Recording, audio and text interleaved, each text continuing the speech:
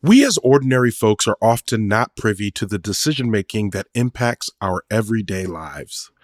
Whether it's the decision to inexplicably start wars that devastate entire regions of humans and destroy the world economy, or a decision to attack our voting rights to retain political power, everyday decisions are made, and we're forced to deal with the consequences. Our only hope? Someone in those rooms is fighting for us. This is basically the plot of Mortal Kombat II. I'm Ronald Young Jr., and I'm leaving the theater.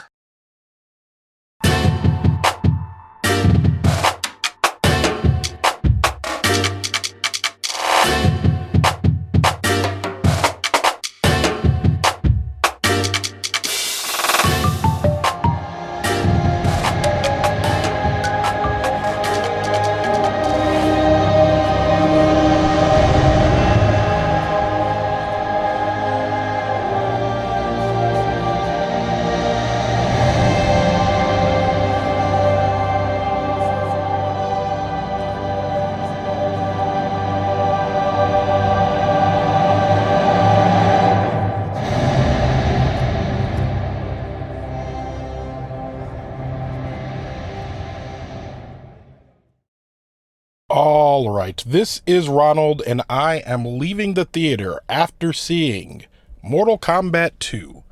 Mortal Kombat II, written by Jeremy Slater, directed by Simon McQuoid, starring Karl Urban, Adeline Rudolph, Jessica McNAmee, Josh Lawson, Ludi Lin, Mehcad Brooks, Tati Gabrielle, Louis Tan, and Hiroyuki Sanada. And per usual, for a complete listing of the cast and crew, check out the link in our show notes. It is just me today. Okay, Mortal Kombat 2 is the sequel to 2021's Mortal Kombat, and it's also a reboot of the franchise, or of another installment of the franchise, which came out in the 90s in terms of the film, but the game, I believe, came out in the early to mid 90s. With many sequels. The movie is based on a video game, for those of you who don't know or are unfamiliar with it. And the plot of the first movie was a person named Cole Young, who was not in any of the games, is a direct descendant of, you know what? There's no purpose in telling y'all the plot of this movie. These movies don't really have a plot. The game is basically you are fighting a tournament for control of the world. It's Outworld versus Earth Realm. Outworld versus Earth Realm, I think. Yeah, whatever. The point is, in the games, you just fought each other, and they had these graphically violent finishing moves where you could rip out people's spines. And trigger warning, I'm about to say some very actually, I'm just saying it, so I think you'll be okay. But if you don't like graphic violence or even hearing depictions of graphic violence, then, y'all know me, so I'm just saying all this beforehand. That way, if y'all hear it and you're like, what? Ronald said blah, blah, blah, then why would he do that? So there's like decapitations and, like I said, ripping out people's spines, and there's just a lot of just like cartoonish violence is like all over the film, and it's all over the game. Cartoonish. This couple walked by, and this guy looked at me while I was recording, and I wanted to look at him and be like, hey man, you ain't never seen a dude record a podcast in his car before? He seems like a nice person. It's just a lot of graphic violence. That's what the game was, and the movie is an homage to the game. And so if you like the game, then odds are you probably like the movie. I didn't play the game regularly. I played the game sometimes, and I always played with people who were way better than me, like could just beat the pants off of me. and I never really had a good time. That or Street Fighter, two games in which I tried to play, but because I didn't own either of the games, I didn't get really good. I got really good at the Power Rangers fighting game that came out on Sega Genesis in the late 90s, and nobody played that game, and it didn't make me better at the others. Therefore, I started playing NBA Live. And eventually I got to college and kept getting beat in NBA Live and Madden and all the other games that I thought I liked. And now I play a lot of Mario Kart. So that's my video game journey. I play a lot of Mario Kart. This is a movie review podcast, and I imagine that a lot of folks are going to go see Mortal Kombat 2. I just don't know if my audience is going to go see Mortal Kombat 2. I think at this point, if you are a fan of leaving the theater and you're listening to this review, you're just like, ooh, I wonder what Ronald thinks about Mortal Kombat 2. And then you're going to listen and be like, thanks, Ronald. I was never going to go see it. And honestly, you're probably doing yourself a favor, because there's not much to see here in this sequel. It's not much of a movie. It really isn't. It's just not much of a movie. It's a lot of fan service. And again, if you like Mortal Kombat, you're going to like that.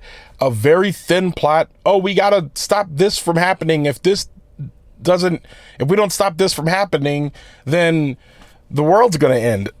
And it's a sequel, so it's not like they've been setting this up. It's not much of a setup from the first film. As a matter of fact, I would say if you have not seen Mortal Kombat, you don't really have to see it in order to enjoy Mortal Kombat 2. And the thing that gets me is that a lot of people don't know this, and I'm pretty sure if people that play the game would co-sign this. Mortal Kombat 2 was the game that everybody played. People played Mortal Kombat, but when Mortal Kombat 2 came out, it was wildly popular across gaming systems. I only say that it's kind of like the same way like with Street Fighter and Street Fighter 2. When they made a sequel, everyone got really excited about the next version of it that came out. And I think after that it was Marvel versus Capcom, and then it got really interesting when they're putting the Marvel superheroes against the Street Fighter people. So if you're a fan of the games, you're probably going to like the movie. In this one, there's not much character development. They don't explain why things happen. They're just like, Mortal Kombat. Yeah, this guy has lightning powers and he creates portals so you can go transport from one place to another. Mortal Kombat. And like that's kind of what just keeps happening in this film. And then the fight scenes are fine. John Wick is better. And that's the thing about, and I guess the thing is, I can't ask for something that's grounded in reality when this is a fantasy movie. But I will say, in terms of hand-to-hand combat, I'm not seeing nothing that greatly impressed me here. Maybe I'm just over films like this.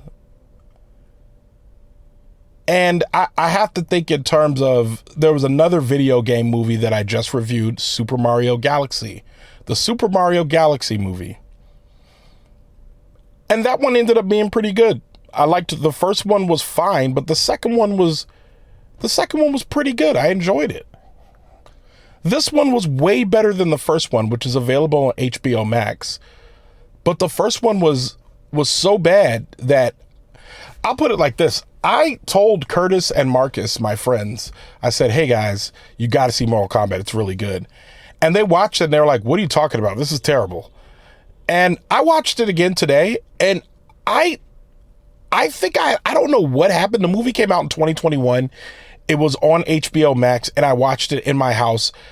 As you all know, 2021 was a very different time than it is now. And I imagine that I sat there and said, a theater movie in my home. How novel. And I watched the other ones that all came out, Dune and all that as well.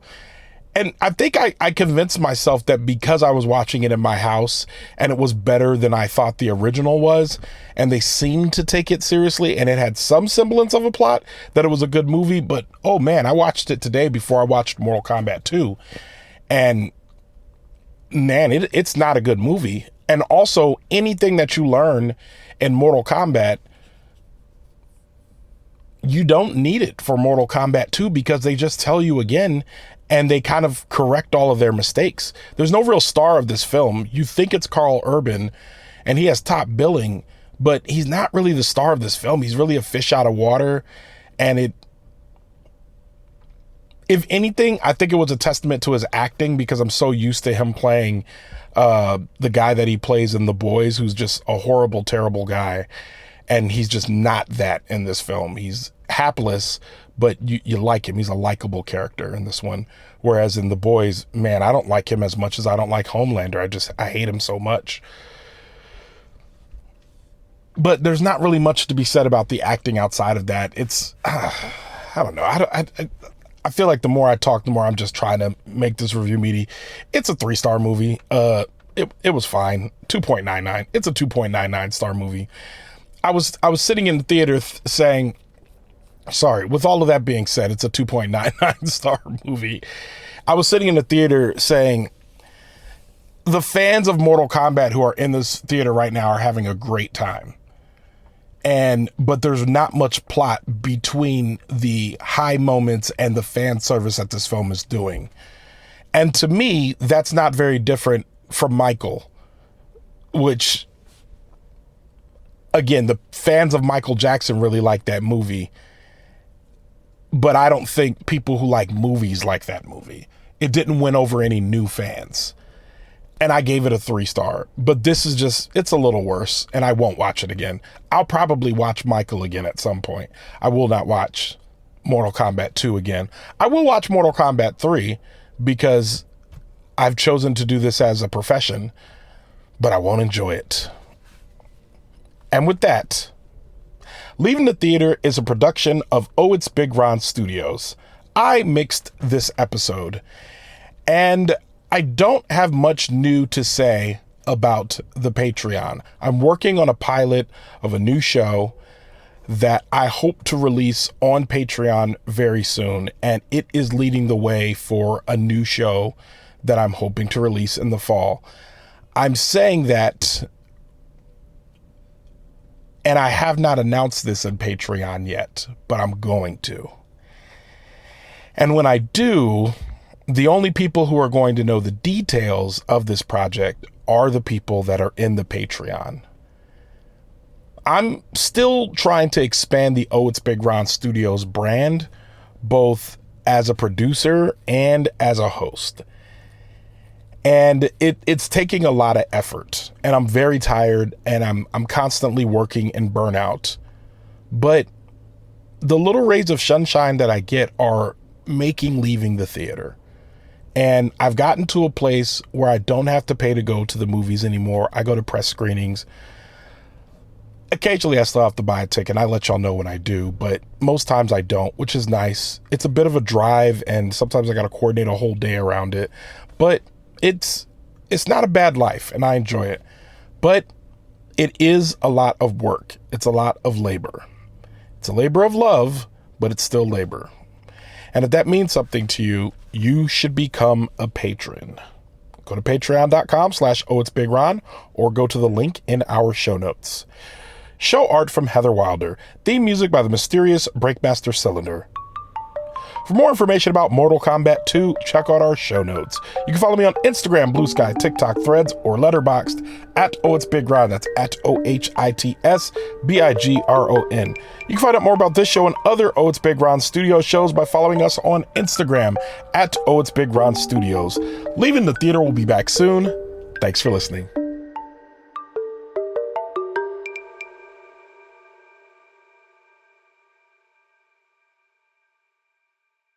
I'm Ronald Young Jr., and